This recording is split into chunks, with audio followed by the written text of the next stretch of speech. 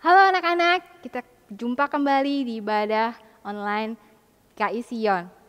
Apa kabar anak-anak semuanya di rumah? Lalu sedoakan kalian semua baik-baik saja, sehat-sehat selalu, dan selalu dalam lindungan Tuhan. Yuk kita persiapkan diri kita untuk sama-sama beribadah, sama-sama memuji Tuhan, sama-sama mempersiapkan diri kita untuk mendengarkan firman Tuhan. Sebelum kita mulai, kita berdoa dulu, minta Lauselia untuk pimpin dalam doa. Mari kita berdoa. Bapa di surga, terima kasih untuk hari ini. Kami kembali boleh beribadah kepada Tuhan. Kami bersyukur Tuhan untuk pimpinan Tuhan bagi hidup kami. Pemeliharaan Tuhan bagi kami sehingga Tuhan hari ini kami boleh bersama-sama dengan teman-teman kami beribadah kepada Tuhan. Biarlah Tuhan yang menolong kami di saat kami memuji Tuhan. Tuhan, biarlah hati kami selalu bersuka cita sehingga pujian kami boleh menyenangkan hati Tuhan. Dan Tuhan juga memimpin saat kami mendengarkan cerita nanti. Tuhan tolong semuanya berjalan dengan baik. Ibadah ini boleh menyenangkan nama Tuhan. Di dalam nama Tuhan Yesus kami berdoa dan mengucap syukur. Amin. Amin. Lauselia udah semangat hari ini untuk memuji Tuhan? Semangat. Lausumesia? Semangat. Wah, semuanya kami di sini udah semangat. Yuk, kami semua mau mengajak anak-anak untuk menaikkan pujian ini. Ayo kita semua berdiri. Kita persiapkan tangan kita, kaki kita, hati kita untuk memuji Tuhan. Kedua tanganku mempunyai jari, direntangkan, dirapatkan, putar ke belakang, lompat kiri, lompat kanan, jalan serta Yesus. Kedua kakiku mempunyai jari, direntangkan, dirapatkan, putar ke belakang, lompat depan, lompat belakang, jalan serta Yesus. Jalan serta Yesus, jalan sertanya setiap hari. Jalan serta Yesus selamanya. Jalan dalam suka, jalan dalam duka, jalan sertanya setiap hari. Jalan serta Yesus selamanya.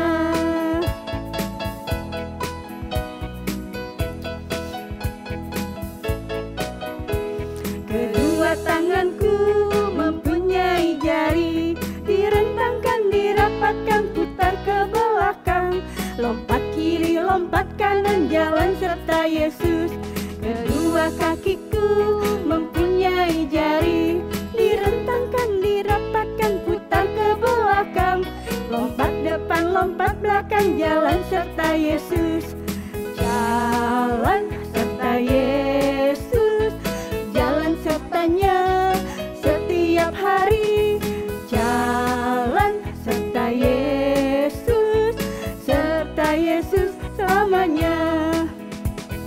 Jalan dalam suka, jalan dalam duka, jalan sertanya setiap hari.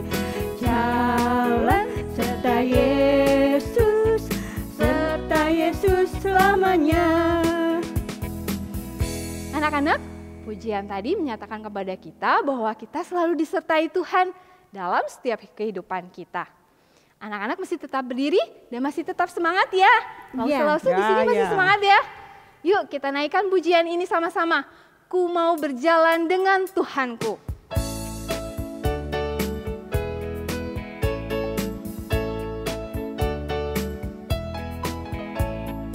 Ku mau berjalan dengan Tuhanku, kemana ku pergi Dia menjagaku.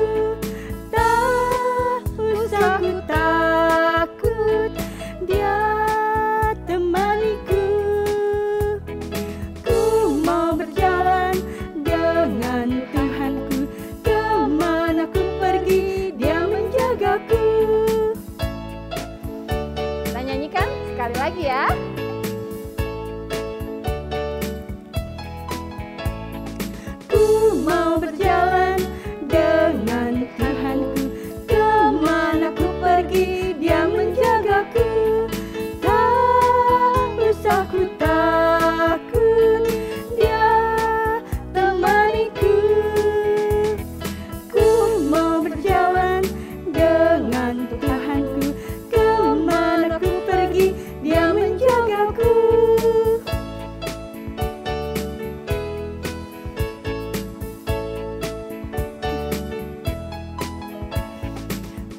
mau berjalan dengan Tuhanku, kemana ku pergi Dia menjagaku. Tak usah ku takut, Dia temaniku. Ku mau berjalan dengan Tuhanku, kemana ku pergi Dia menjagaku. Kemanapun kita pergi, percayalah bahwa Tuhan selalu menyertai kita.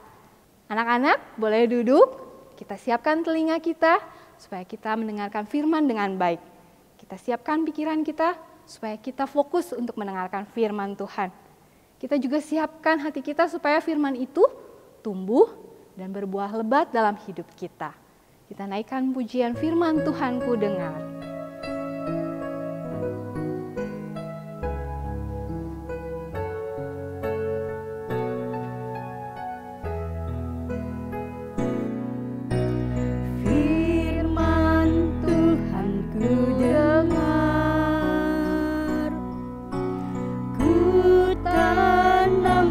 Hatiku, ku ingin bertumbuh subur dan berbuah lebat. Yesus, tolong padaku. Firman Tuhan ku dengar, ku tanam di hatiku.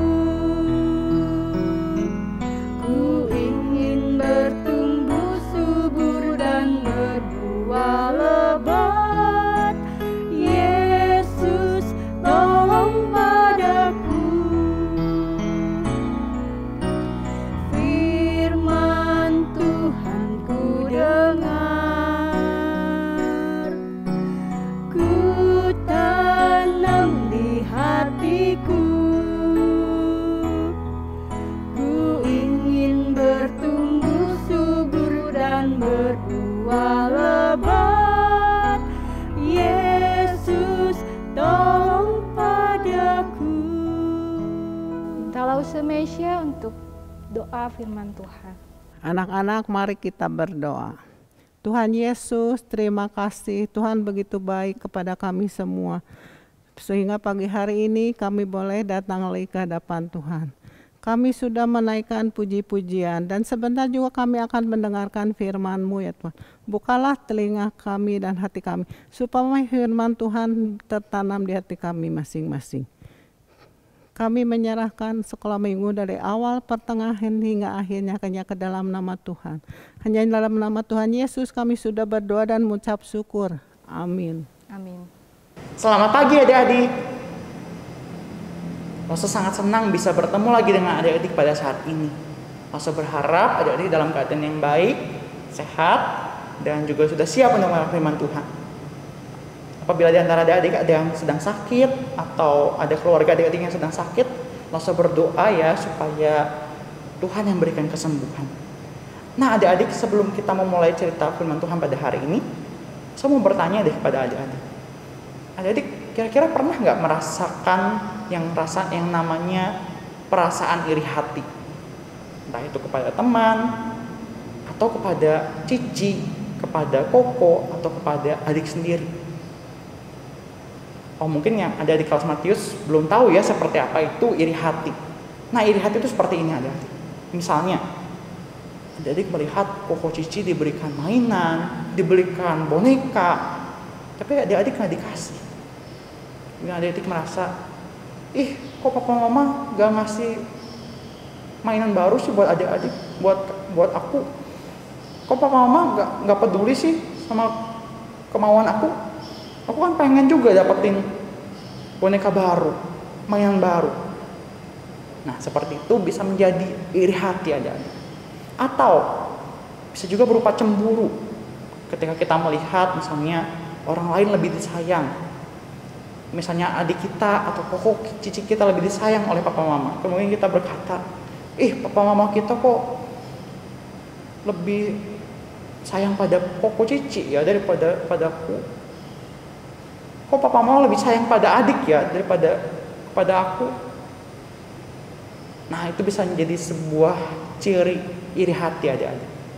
Atau misalnya adik-adik di sekolah kemudian mendapat nilai ujian, melihat wah nilai ujian adik-adik cuma 8 misalnya.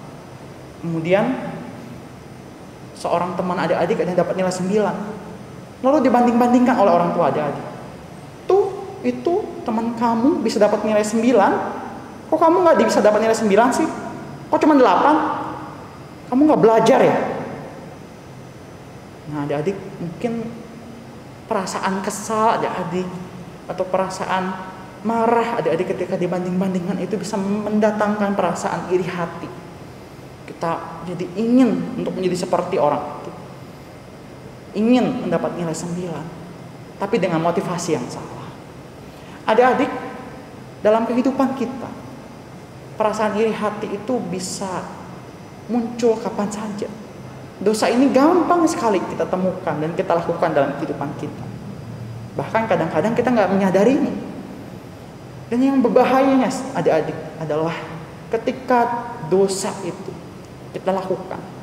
Ketika iri hati itu muncul dalam hati kita, sekecil apapun, itu dapat menjadi celah yang cukup besar bagi iblis untuk masuk dan menguasai hati kita, menguasai pikiran kita.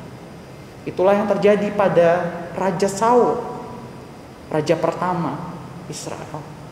Bagaimana ya ceritanya? Yuk kita lihat bersama. Pada suatu hari, di hari itu, di siang hari itu sangat ramai adik-adik. Bangsa Israel sedang asik-asiknya membicarakan seorang tokoh. Orang itu tanpa disangka-sangka ternyata bisa mengalahkan raksasa Filistin yang mengolok-olok Israel hanya dengan sebuah batu. Nah, itulah Raja Daud adik-adik. Itulah Daud, pada itu belum menjadi raja ya adik-adik. Dan karena Daud mengalahkan Goliat pada waktu itu, dia menjadi semakin terkenal, semakin dikasihi oleh bangsa Israel, baik dari yang paling muda sampai yang paling tua. Dan akhirnya dia semakin terkenal, dan tambah lagi adik-adik, pada waktu itu dia bersahabat dekat dengan anak laki-laki dari Saul, yaitu Yonatan. Yonatan ini sangat mengasihi Daud. Bahkan ia percaya kepada Daud yang memberikan jubahnya, memberikan baju perangnya, memberikan pedangnya dan panahnya. Semua yang melambangkan kekuatan seorang anak raja kepada Daud. Sebagai tanda ia percaya dan bersahabat dengan Daud. Kemudian Daud juga dipercaya untuk menjadi kepala prajurit. Ia pergi perang ke sana, ke sini, dan ia selalu menang adik-adik. Kenapa? Karena Tuhan menyertai Daud. Akan tetapi adik-adik, meskipun Daud begitu luar biasa pada waktu itu, suatu kali ketika Daud pulang perang bersama dengan pasukannya, tiba-tiba datanglah orang-orang Israel, para wanita, memuji-muji Daud dan pasukannya dengan berkata demikian, Saul mengalahkan beribu-ribu musuh, tetapi Daud berpuluh-puluh ribu. Wah, adik-adik, mendengar hal itu Saul marah sekali. Dia berkata dalam hatinya, Daud anak itu berpuluh-puluh ribu, sedangkan aku Raja Israel hanya beribu-ribu musuh. Bahaya. Bisa-bisa anak itu akan mengambil alih kerajaanku. Gawat. Awas kau Daud. Awas.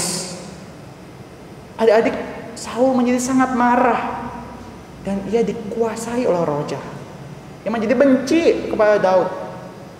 Dan ia berusaha untuk mencari waktu kapan dan bagaimana caranya untuk membunuh Daud itu, melenyapkan dia dari atas muka bumi. Dan keesokan harinya adik-adik, ketika itu Daud sedang bermain kecapi seperti biasa di dalam istana. Dan Saul diam-diam mengambil pedang, mengambil tombak yang panjang dan besar. Kemudian ia melemparkannya ke arah Daud. Tapi meleset sampai 2 kali. Saul menjadi semakin takut pada Daud. Sebab Daud disertai oleh Tuhan. Tetapi Saul tidak menyerah. Saul berusaha mencari-cari cara lain untuk mengalahkan Daud. Ia menempatkan Daud di posisi paling depan dari setiap peperangan. Posisi paling depan. Posisi yang paling berbahaya adik-adik. Supaya apa? Supaya Daud tewas dibunuh oleh orang Filistin, oleh para musuh mereka. Tapi sekali lagi adik-adik, Daud disertai oleh Tuhan sehingga ia selalu berhasil. Ia pergi perang dan berhasil. Perang dan berhasil. Ia semakin terkenal, semakin dikasihi oleh orang-orang lain. Dan ketika Saul berpikir-pikir bagaimana ya cara untuk menjatuhkan Daud itu, akhirnya ia menemukan satu cara. Oh, anakku perempuan itu, Mikal namanya. Mikal ini adik-adik, dia mencintai Daud. Oleh karena itulah Saul menggunakan dia untuk menjebak Daud. Bagaimana cara? Saul kemudian memanggil Mikal dan memberitahukan kepada Daud bahwa Mikal ini akan menikah dengan dia. Menikah dengan Daud. Asal Daud memberikan 100 orang Filistin yang dibunuhnya. Jadi Daud diminta untuk membunuh 100 orang Filistin. Wah, Saul berpikir, oh ini pasti Daud akan mati nih, terbunuh. Ternyata adik-adik, Daud malah berhasil. Dia berhasil mengalahkan 200 orang Filistin. Akhirnya Daud menikah dengan Mikal. Nah, kita lihat adik-adik di sini, Saul iri kepada Daud. Dia membenci Daud. Dia ingin membunuh Daud. Tetapi keluarganya sendiri, Yonatan dan Mikal, justru mengasihi Daud. Mereka tidak takut jika kekuasaan keluarga mereka diambil alih oleh Daud. Mereka tidak takut dengan kekuasaan Daud yang semakin berhasil. Mereka tidak merasa terancam. Dan kebaikan dari Yonatan dan Mikal ini menunjukkan adik-adik bahwa Tuhan itu selalu menyertai dan memelihara Daud.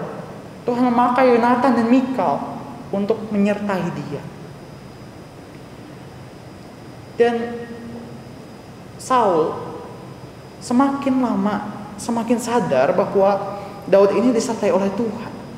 Tapi dia tidak menyerah adik-adik. Dia semakin pengen membunuh Daud, menghilangkan dia dari dalam sejarah.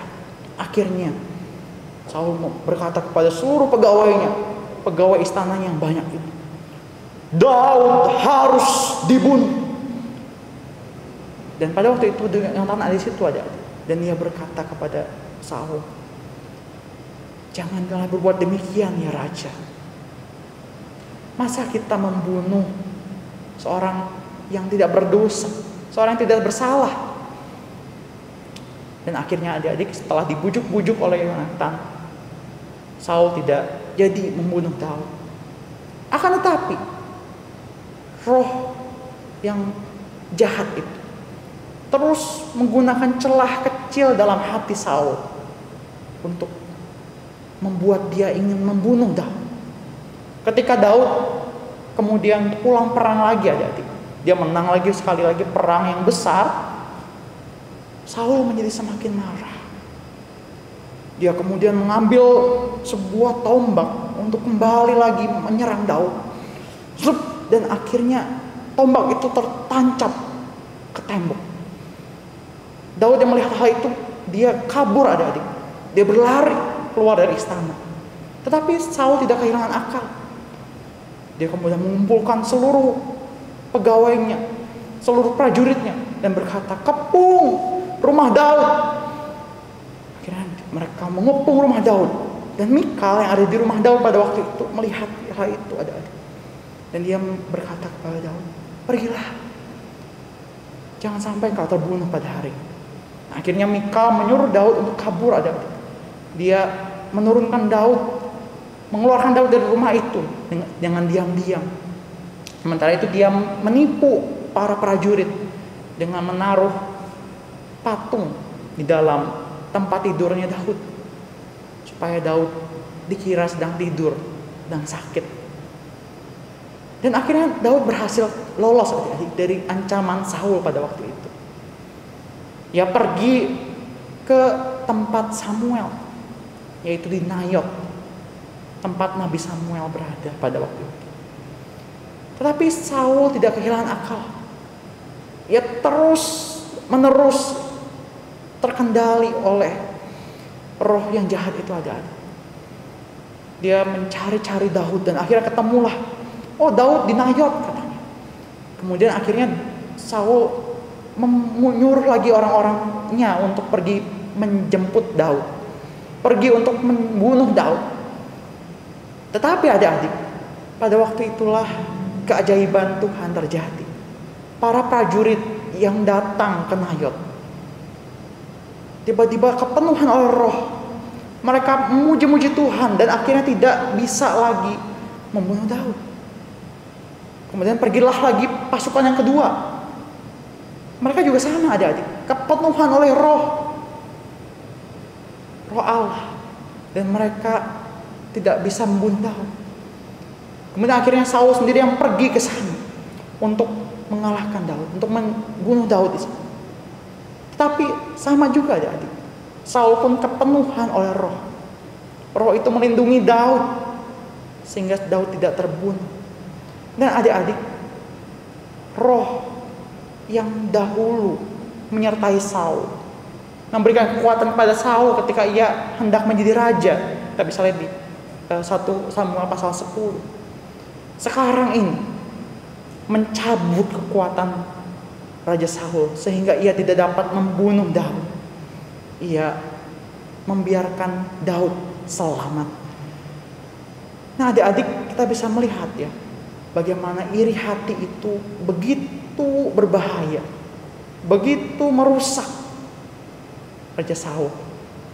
Tetapi Allah selalu menyertai Daud dan berhasil menyelamatkan Daud, memelihara Daud, melindungi Daud dari ancaman bahaya ini. Adik-adik, seperti yang kita lihat dalam cerita ini, iri hati itu tampaknya begitu merusak kehidupan Saul. Tapi kira-kira apa sih yang membuat Saul menjadi iri hati kepada Daud? Kira-kira mengapa Saul, seorang raja Israel, harus iri kepada Daud yang bukan siapa-siapa?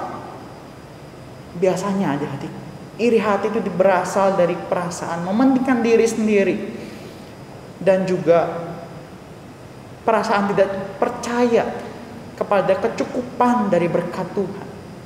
Merasa berkat Tuhan atas hidupnya tidak cukup adik-adik, sehingga ia iri. Seperti yang dikatakan dalam Yakobus 3 ayat 16. Sebab di mana ada iri hati dan mementingkan diri, di sana ada kekacauan dan segala macam perbuatan jahat. Demikianlah juga yang terlihat dalam kehidupan Saul. Ia menjadi berbuat jahat. Ia merencanakan pembunuhan kepada Daud. Ia membenci Daud karena ia iri hati. Adik-adik, Saul merasa tidak aman. Ia merasa tidak cukup dengan berkat Tuhan atas hidup. Ia takut Daud mencuri kerajaannya. Padahal itu kerajaan siapa adik-adik? Bukan karena kehebatan Saul. Saul bisa menjadi raja bukan karena kehebatan dirinya, tetapi karena Tuhan yang menempatkan dia, memakai dia untuk menjadi raja. Saul mungkin lupa pada waktu itu bahwa Tuhanlah yang berkuasa, bukan dirinya. bahwa itu bukanlah cerita tentang dirinya lagi, tapi tentang Tuhan Allah Israel yang menjaga Israel. Ia dapat memakai siapa saja untuk menggantikan Daud, untuk menggantikan Saul. Adik-adik, iri hati itu begitu mudah sekali untuk terjadi dalam kehidupan kita. Kita mungkin susah untuk menghindari iri hati itu. Tetapi adik-adik, ketika kita berserah kepada harapan di dalam Kristus, kita bisa lepas dari iri hati itu. Kenapa? Sebab Kristus telah mengalahkan segala dosa di atas kayu salib. Ia telah menang atas dosa, dan termasuk dosa iri hati. Iri hati siapa?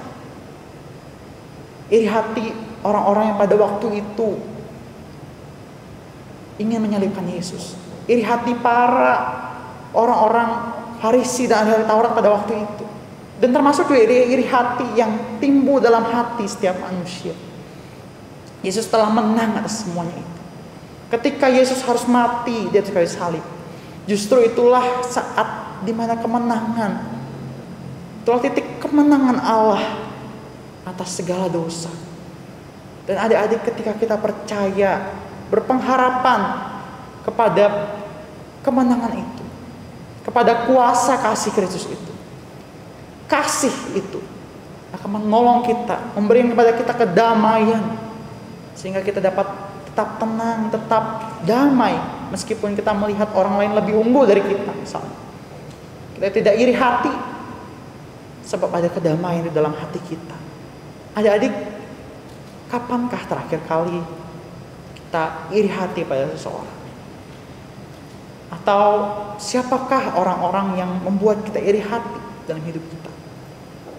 Apakah itu teman kita, teman di sekolah, teman bermain kita, atau malahkan di rumah, adik kita, koko cici kita? Apakah mereka membuat kita iri hati? Apakah ada hal-hal yang membuat kita merasa cemburu dan iri kepada mereka? Mari kita ingat-ingat hal itu adik-adik, dan kita bawa hal itu kepada Tuhan. Kita minta Tuhan untuk mengubahkannya, untuk menolong kita supaya kita tidak iri kepada mereka. Sebab Tuhan yang akan dapat memberikan kepada kita kedamaian dalam hati kita. Adik-adik, pada hari ini kita melihat bagaimana Daud dikejar-kejar oleh Saul yang dipenuhi oleh rasa iri hati kepadanya. Saul membenci Daud. Saul ingin membunuh Daud. Iri hati yang sekecil apapun adik-adik dapat menjadi celah bagi iblis untuk masuk dan menguasai pikiran kita, pikiran manusia. Tapi adik-adik, ada pengharapan di dalam Allah. Ada pengharapan bahwa Tuhan akan menang atas dosa-dosa itu.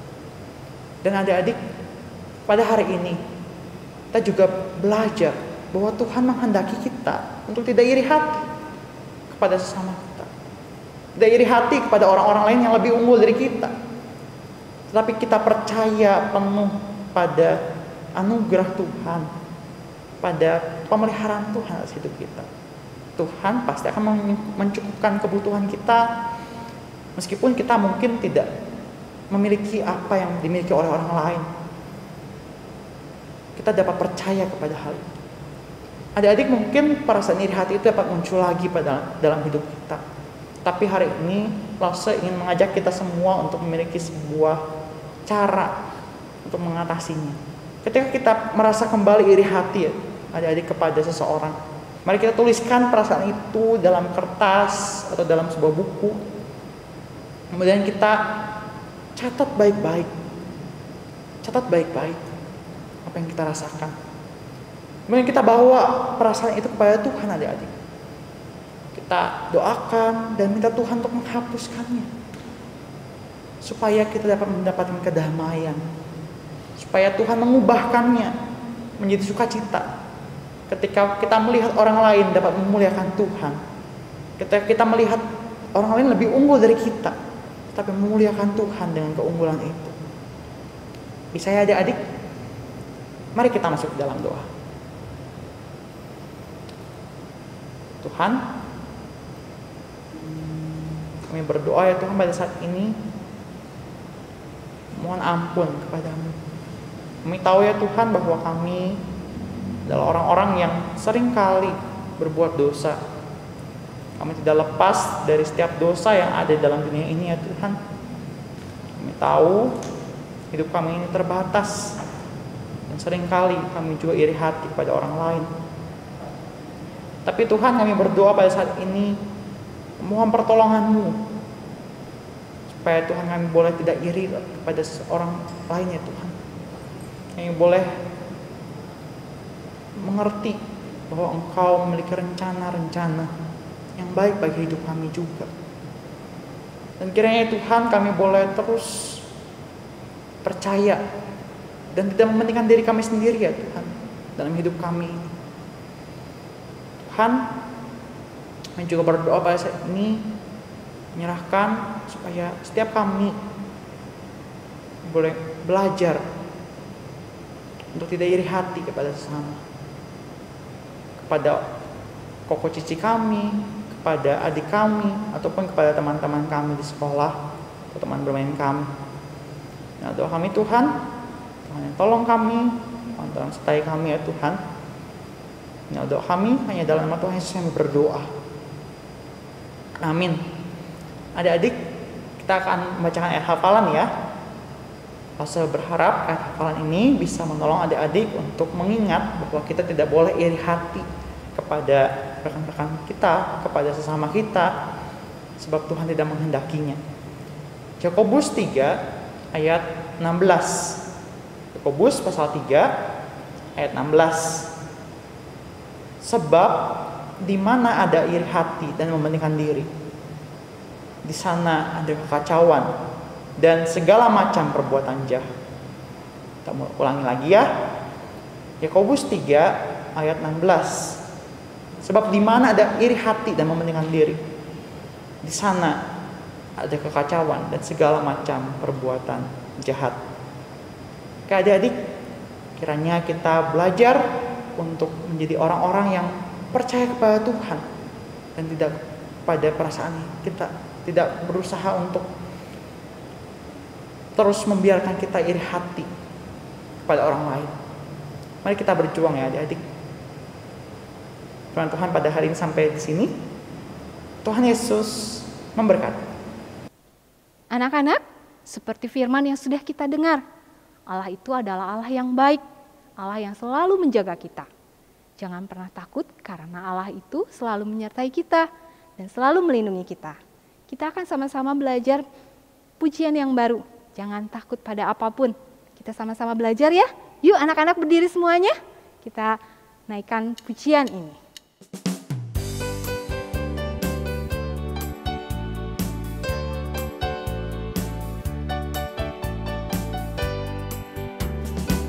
Jangan takut pada apapun, apapun, apapun. Jangan takut pada apapun, apapun. Sebab Yesus hidup dalammu. Jangan takut pada apapun, apapun, apapun. Jangan takut pada apapun, apapun, sebab Yesus hidup dalammu. Yesuslah terang dunia, jangan takut kegelapan. Malaikat Allah menjaga kita dari segala yang jahat. Jangan takut pada apapun, apapun, apapun. Jangan takut pada apapun, apapun.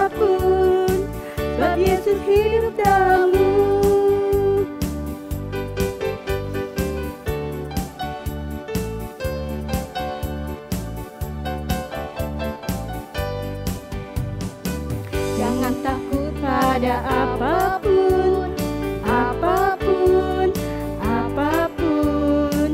Jangan takut pada apapun, apapun, sebab Yesus hidup dalammu. Jangan takut pada apapun, apapun, apapun. Jangan takut pada apapun, apapun, sebab Yesus hidup dalammu. Saat teman-teman mengejek, Yesus memberi sukacita. Ampuni dan lupakan semua, bersama Yesus kau mampu. Jangan takut pada apapun, apapun, apapun. Jangan takut pada apapun, apapun, sebab Yesus hidup dalammu. Sebab Yesus hidup dalammu. Sebab Yesus hidup dalammu. Ya, anak-anak, kita akan memberikan yang terbaik untuk Tuhan melalui persembahan. Anak-anak bisa mentransfer persembahan ke rekening gereja, atau anak-anak juga bisa mengumpulkannya dalam amplop, nanti dititipkan kepada lause-lause yang ada di gereja melalui papi mami. Atau anak-anak bisa mengumpulkan persembahannya ke dalam kotak yang sudah disediakan di TU gereja. Anak-anak boleh mengambilnya. Nah, mari kita belajar untuk memberikan yang terbaik untuk Tuhan. Kita berdoa untuk mengakhiri ibadah online ini. Kita sama-sama memohon kepada Tuhan doa-doa kita. Tuhan, terima kasih untuk kesempatan yang Tuhan berikan kepada kami. Kami boleh memuji Tuhan, kami boleh mendengarkan firman Tuhan. Biarlah kami terus belajar hari demi hari sesuai dengan firman-Mu. Tuhan, kami berdoa buat bangsa Indonesia, kiranya Tuhan yang terus memulihkan bangsa kami. Kami juga berdoa Tuhan buat pekerjaan orang tua kami, kiranya Tuhan yang memberkati mereka. Kami juga berdoa untuk sekolah online kami Tuhan, biarlah Tuhan yang memberikan hikmat kepada kami, supaya kami bisa belajar dengan baik. Terima kasih ya Bapa, kami menyerahkan semua ini ke dalam tangan Tuhan. Di dalam nama Tuhan Yesus, kami berdoa dan mengucap syukur. Amin. Anak-anak, sampai jumpa lagi minggu depan. Lause Lia, Lause Mesya, Lause Vivi, pamit undur diri ya. Tuhan berkati. Halo anak-anak, apa kabar? Bagaimana ibadahmu pada pagi hari ini? Pasti kalian beribadah dengan baik, Stephen Van yakin. Dan ingat ya, cerita yang sudah kalian dengar, firman Tuhan yang sudah kalian dengar, bukan untuk kalian lupakan, tapi harus kalian ingat dan kalian lakukan dalam kehidupan kalian. Anak-anak, pasti hari ini adalah hari yang kalian tunggu-tunggu. Wah, ada apa Stephen Van? Hari ini Stephen Van akan membacakan nama-nama pemenang dari lomba membuat dan membaca puisi. Kalian sudah siap? Tapi sebelumnya Stephen Van dan juga lose-lose sekolah minggu semua ingin mengucapkan banyak-banyak terima kasih kepada anak-anak yang sudah berpartisipasi di dalam lomba ini. Kalian semua luar biasa, keren-keren dan hebat-hebat. Dan juga kami mengucapkan banyak-banyak terima kasih kepada papi dan mami untuk bantuannya kepada anak-anak sehingga bisa mengikuti lomba ini. Sangat-sangat kami mengucapkan terima kasih banyak kepada papi dan mami karena sudah terus setia mengikuti program-program sekolah minggu. Nah anak-anak, Stephen tidak akan lama-lama, Stephen akan bacakan nama-nama pemenang. Kemarin kita punya 3 juri kan? Ada Lause Elia dari Sumatera Selatan, lalu ada Lause Maria dari Jawa Tengah, dan ada Lause Robert dari Jakarta. Nah mereka sudah menilai semua apa yang anak-anak kirimkan dan inilah hasilnya. Lause akan mulai dari kelas Matius. Siapakah pemenang dari kelas Matius? Untuk juara yang ketiga jatuh kepada Erika Michela Senjaya. Lalu juara yang kedua jatuh kepada Caroline Olivia Ting. Lalu juara yang pertama Yang mendapatkan yang juara pertama adalah Caroline Karissa Senjaya. Selamat ya kepada Caroline Karissa, Caroline Olivia, dan juga Erika untuk kalian sudah memenangkan perlombaan ini. Lalu untuk kelas Markus, juara yang ketiga jatuh kepada Jaden Elliot Senjaya. Juara kedua jatuh kepada Hazel Isabella. Dan juara pertama, siapa nih kira-kira juara pertamanya? Clara Anastasia Kow. Selamat ya buat Clara, buat Hazel, dan juga buat Jaden. Lalu untuk kelas Lukas ada 3 orang pemenang juga. Siapakah mereka? Juara yang ketiga jatuh kepada Keanu Noah Andrean Lim. Dan juara yang kedua jatuh kepada Evan Raymond Kow. Dan juara yang pertama, siapakah dia?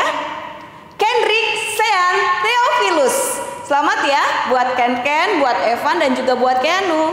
Kalian keren-keren. Lalu untuk kelas Yohanes, juara yang ketiga jatuh kepada Gisela Mineta Go. Dan juara kedua jatuh kepada George Charles Leong. Dan juara yang pertama, siapa nih juara pertamanya? Juara pertama jatuh kepada Lim Flavia Naomi Andrean. Selamat ya buat Flavi, buat George, dan buat Gisela. Kalian juga nggak kalah kerennya. Nah anak-anak, inilah nama-nama pemenang dari lomba buat dan baca puisi. Buat anak-anak yang belum menang lomba ini, jangan takut, jangan khawatir. Nanti kalian bisa ikut lomba-lomba berikutnya. Bukan karena kalian gak hebat, bukan karena kalian gak keren. Kalian semua yang ikut lomba ini keren-keren dan hebat-hebat. Lost of Fun aja waktu lihat video-video kalian sangat-sangat terharu. Kalian adalah anak-anak luar biasa. Tetapi di dalam perlombaan memang harus ada yang menang dan harus ada yang tidak menang.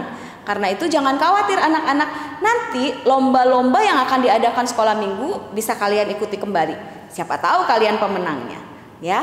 Dan untuk semua video yang sudah masuk ke kami, yang sudah masuk ke Lost of Fun, akan ditayangkan setiap minggunya di dalam ibadah sekolah minggu GKI Sion. Jadi buat anak-anak yang mau lihat teman-temannya bagaimana membaca puisi, silakan lihat, nanti ada tayangannya setiap minggu di ibadah, ya. Jadi jangan khawatir, semua anak-anak yang sudah mengirimkan pasti akan ditayangkan. Dan buat kalian para pemenang, kalian tunggu saja di rumah. Lause akan mengantarkan hadiah itu buat kalian. Jadi ditunggu ya hadiahnya. Terima kasih sekali lagi buat kalian semua. Terima kasih buat papi dan mami. Tetap semangat, tetap sukacita, dan teruslah berkarya. Tuhan Yesus memberkati.